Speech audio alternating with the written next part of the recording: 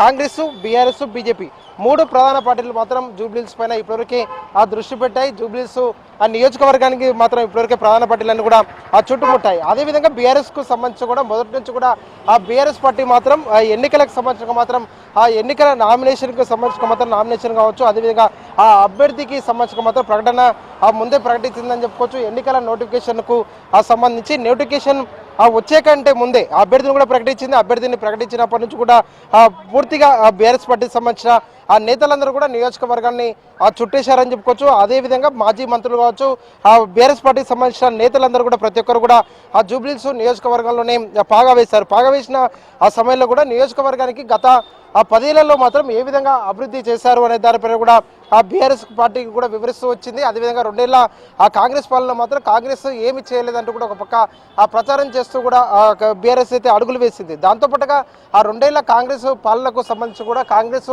పాలన రెఫరెండంగా కూడా కాంగ్రెస్ భావిస్తుందనే విధంగా కూడా ఒక ప్రచారం అయితే జోరుగా జరిగిందని చెప్పుకోవచ్చు. ఎందుకంటే 2 ఏళ్ల కాంగ్రెస్ పాలనకు సంబంధించి మాత్రం కాంగ్రెస్ హైదరాబాద్ నగరంలో మాత్రం చాలా వరకు కూడా అభివృద్ధి చేస్తామని చెప్పేసి కూడా ఒక పక్క చెప్తున్న సందర్భంలో మాత్రం బీఆర్ఎస్ కూడా కాంగ్రెస్ను కూడా టార్గెట్ చేస్తూ కూడా బోర్డు కూడా అడుగులు వేస్తున్న సిచ్యువేషన్ అయితే కనిపించిందని చెప్పుకోవచ్చు. ఎందుకంటే గతంలో బీఆర్ఎస్ చేసిన అభివృద్ధికి సంబంధించి 5,000 కోట్లకు పైగా కూడా రూపాయలతో కూడా అభివృద్ధి చేశాము. అభివృద్ధికి పూర్తి స్థాయిలో మాత్రం హైదరాబాద్ నగరాన్ని అభివృద్ధి చేసింది బీఆర్ఎస్ పార్టీ అనే విధంగా కూడా ఒక పక్క ప్రచారాలు అయితే నిర్వహించింది. దాంతోపాటుగా బీఆర్ఎస్ పార్టీకి సంబంధించిన మాజీ మంత్రులు, మాజీ ఎమ్మెల్యేలు వారితో పాటుగా డివిజన్ల వారీగా కూడా 7 డివిజన్లకు ఇన్ఛార్జీలు వేయడం, 55 మంది ఇన్ఛార్జీలు కూడా నియమించి ఆ ఇన్ఛార్జీలు అందరితో కూడా ప్రతిరోజు కూడా ప్రచార కార్యక్రమాలు కూడా గడప గడపకు వెళ్ళి నిర్వహించారు. అదేవిధంగా బాకీ కార్డ్స్ కూడా పంపిణీ చేశారు. కాంగ్రెస్ అధికారంలోకి రాకముందుకు మాత్రం ఏ విధంగా అయితే ప్రజలకు హామీలు ఇచ్చిందో హామీలన్నిటిని కూడా నెరవేర్చలేకపోయింది అనే విధంగా కూడా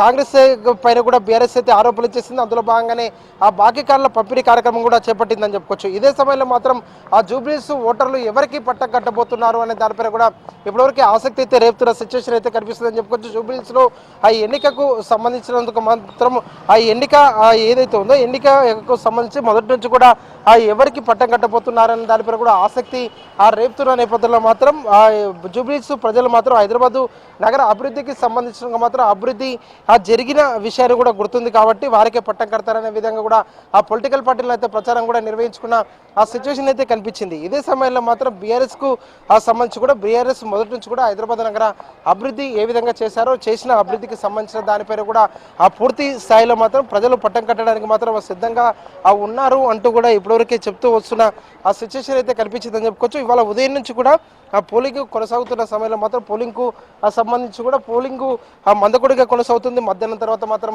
ఊపందుకునే అవకాశాలు అయితే కనిపిస్తున్నాయి. మధ్యాహ్నం తర్వాత మాత్రం పోలింగ్ పర్సెంటేజ్ కూడా పెరిగే అవకాశం ఉందని చెప్పేసి కూడా ఇప్పటివరకే అధికారులు అయితే భావిస్తున్నారు. గత ఎన్నికలతో పోల్చుకుంటే మాత్రం పోలింగ్ పర్సెంటేజ్ మాత్రం ఈసారి ఏమైనా పెరుగుతుందా లేదా అనే దానిపైన కూడా ఆసక్తి అయితే రేపుతుంది. గతంతో పోల్చుకుంటే మాత్రం ఎన్నికల పర్సెంటేజ్ దాదాపుగా 10% కూడా పెరిగే అవకాశం ఉందని చెప్పేసి కూడా ఇప్పటివరకే అన్ని పార్టీలకు సంబంధించిన నేతలు అయితే భావిస్తున్నారు. కానీ ఇదే సమయంలో మాత్రం పోలింగ్ పర్సెంటేజ్ పెరిగితే మాత్రం ఎవరికి లాభము అనే దానిపైన కూడా ఒక చర్చ అయితే కొనసాగుతుందని చెప్పుకోవచ్చు. దీంతో పాటుగా ఇప్పటికీ అంటే ఎప్పుడైనా ఎన్నికలకు సంబంధించినంత వరకు మాత్రం ఎన్నికల నామినేషన్ నుంచి అదేవిధంగా ఎన్నికలకు సంబంధించినంత ప్రచార గడువు ముగిసే వరకు మాత్రం పొలిటికల్ పార్టీల్లో ఒక ఉత్కంఠగా కూడా ప్రచారం చేస్తారు. అదే సమయంలో మాత్రం ఆ పార్టీలకు సంబంధించిన నేతలు మాత్రం ప్రలోభాలకు కూడా ఓటర్లను కూడా గురి చేస్తుంటారు. కానీ నిన్నటి నుంచి ప్రచార సమయం ముగిసినా కూడా జూబ్లీహిల్స్ నియోజకవర్గాల్లో చాలా చోట్ల కూడా ప్రలోభాలకు కూడా గురి చేస్తున్నారు. ఏదైతే ఓటర్లను కూడా ఇప్పటివరకే ప్రలోభ పెట్టే ఆ విధంగా కూడా పొలిటికల్ పార్టీలకు సంబంధించిన నేతలందరూ మాత్రం ఇప్పటివరకే ఒక పక్క ప్రయత్నం అయితే చేస్తున్న సిచ్యువేషన్ అయితే కనిపిస్తుంది. ఇదే సమయంలో మాత్రం బీఆర్ఎస్ మాత్రం ఒకటే చెప్తుంది, గత 10 ఏళ్లలో చేసిన అభివృద్ధి ఏదైతుందో అభివృద్ధిని చూసి హైదరాబాద్ ప్రజలు ఓటు నియోజకబోతున్నారు. బీఆర్ఎస్ పార్టీకే పట్టం కట్టబోతున్నారు.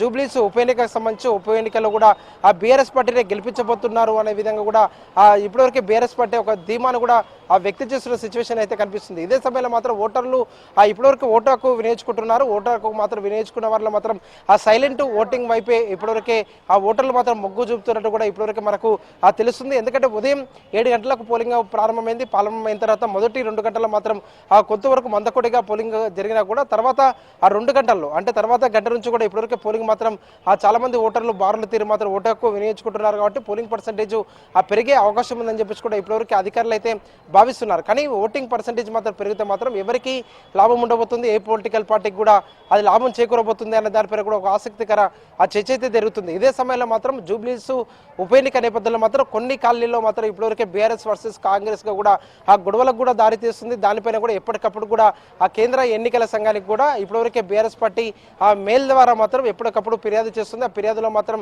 ఎక్కడెక్కడ ఎలాంటి ఘటనలు జరిగాయి, చాలా వరకు కూడా ఆ పొలిటికల్ పార్టీలకు సంబంధించిన నేతలు అంటే కాంగ్రెస్ పార్టీకి సంబంధించిన ఆ నేతలు టీషర్ట్లు వేసుకొని ఆ ప్రచారం చేస్తున్న విజువల్స్ కావచ్చు, అదేవిధంగా ఆ బీజేపీకి సంబంధించిన నాయకులు మాత్రం కండువాకు వేసుకొని కూడా ప్రచారం ఇంకా నిర్వహిస్తున్న ప్లేస్లకు సంబంధించిన ఫోటోలు కూడా అటాచ్ చేస్తూ మెయిల్ ద్వారా మాత్రం ఇప్పటివరకే ఈసీఐ కూడా ఆ బీఆర్ఎస్ పార్టీ అయితే మెయిల్ చేస్తూ వస్తుంది. కానీ ఇప్పటికే ప్రలోభాలకు కూడా గురి చేస్తున్నారు, ప్రలోభాలు కూడా జరుగుతున్నాయని చెప్పేసి కూడా ఇప్పటివరకే బీఆర్ఎస్ పార్టీ అయితే ఆరోపణలు చేస్తున్న నేపథ్యంలో మాత్రం దీనిపైన ఈసీఐ ఏ విధంగా స్పందించబోతుంది అనే దానిపై కూడా స్పష్టత అయితే రావాల్సి ఉంది. ఇప్పుడు మనం చూడొచ్చు భారీగా కూడా ఓటర్లందరూ కూడా పోలింగ్ బూత్లకు చేరుకుంటున్నారు. ప్రజెంట్ మనం ఉన్న ఈ పోలింగ్ బూత్ వద్ద మొత్తం 8 సెంటర్లు కూడా ఉన్నాయి. 8 సెంటర్లకు సంబంధించి కూడా ఇప్పటివరకు ఓటర్లు కూడా బార్లో తిరుగుతున్న సిచ్యువేషన్ అయితే కనిపిస్తుందని చెప్పుకోవచ్చు. ఒక పక్క